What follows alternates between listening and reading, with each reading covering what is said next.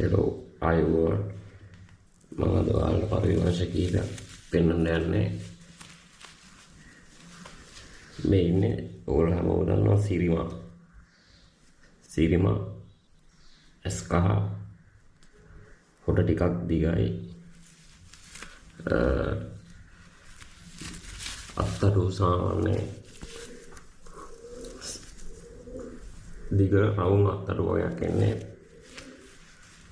මෙයාලගේ විශේෂය තියෙන්නේ මෙයාලා හොඳට පියාඹනවා. මෙයාලගේ තියෙනවා හොයාගන්න මේ චෙක් එකක් තියෙනවා ටිකක් අලු පාටට හුරු පරිවංශය. මේ තටු ඉවර කරලා තියෙන්නේ මෙයා පැටවු බිත්තර වලට ඉන්නේ. මෙයාට දාලා තියෙන්නේ මදර් කුරුල්ලෙක්. මම කුරුල්ලක් පෙන්නන්නම්. මෙයාගේ සාමාන්‍ය පෙඳේ ටිකක් දිගයි. මෙයාගේ නම් පෙඳේ ටිකක් දිගයි. පෙඳේ ටිකක් මාළු ආරේ කියන වගේ කැඩලා තියෙන්නේ.